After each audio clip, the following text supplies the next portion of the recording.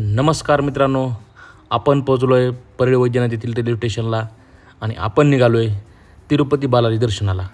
चला तर मग.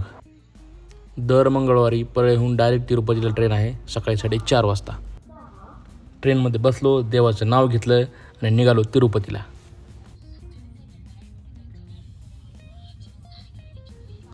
प्रवासातील गप्पा आणि निसर्गाचा व्ह्यू बघत बघत प्रवास सुरू आहे.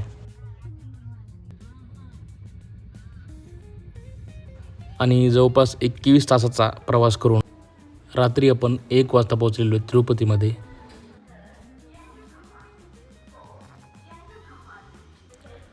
इथले रेल्वे स्टेशनचं डेव्हलपमेंट सध्या सुरू दिसत आहे. सॉफ्टवेअर अपडेटमुळं SSD टोकन्स बंद आहेत 4 दिवसासाठी, त्यामुळं आपलं सर्व दर्शनच करावं लागेल आता. तर तिरुपतीहून तिरुमलाला जायच्या बसेस सकाळी पहाटे 3 वाजता सुरू होतात. त्या बसमध्ये बसून आपण निघालो आहे तिरुमला.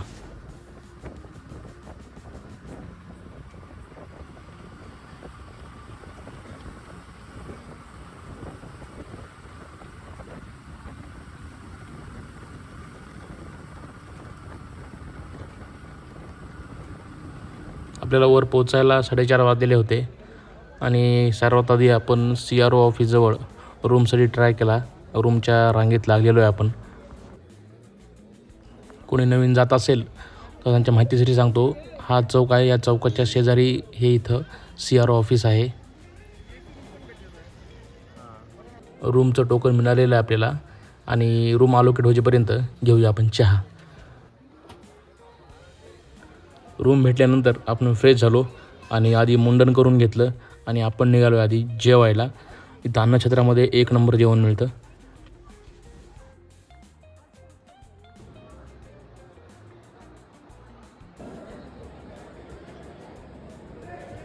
जेवण करून थोडासा रूमवर आपण आराम केला, कारण आपल्याला सर्वदर्शनाला जायचं होतं आणि सर्वदर्शनाला खूप वेळ लागणार हे आपल्याला माहिती होतं.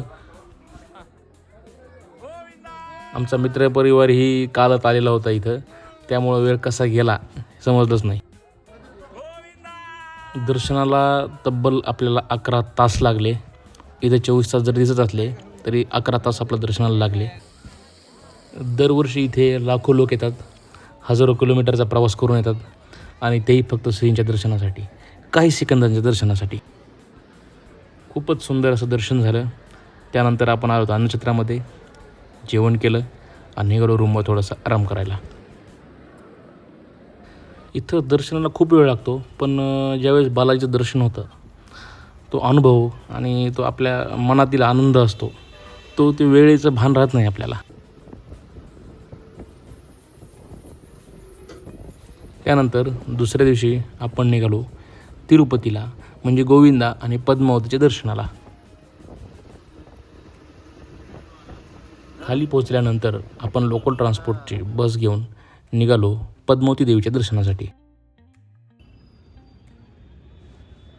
आणि त्यानंतर आलो आपण गोविंदा दर्शनासाठी.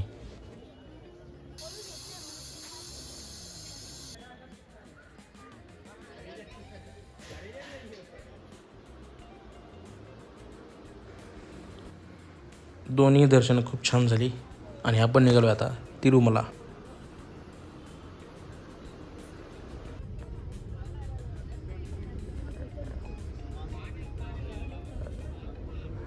तिरुमला इथली पूर्ण लँड ही ट्रस्टची असून त्याच्यावर पूर्ण देखरेख ट्रस्टचं असतं आणि त्यांनी एवढं जबरदस्त इन्फ्रास्ट्रक्चर डेव्हलपमेंट केलेलं आहे, तेही एवढं निसर्गाच्या सानिध्यात आहे की वातावरण पण एकदम जबरदस्त आणि क्लीननेस पण, आणि विशेष म्हणजे ते खूप मेंटेन करतात.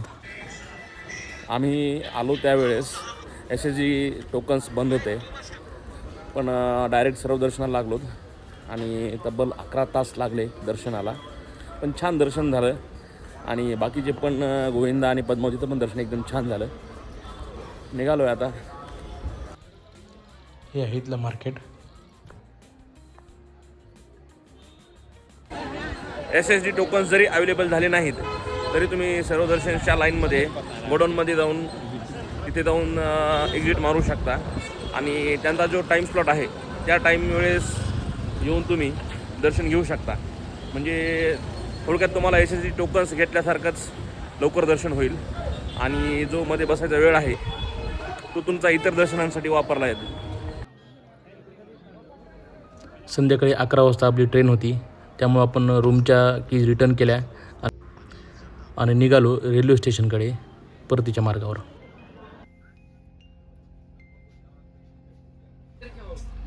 अशा प्रकारे आपलं तिरुपती दर्शन झालेलं आहे आणि आपण निघालो आहे आपल्या गावी वापस.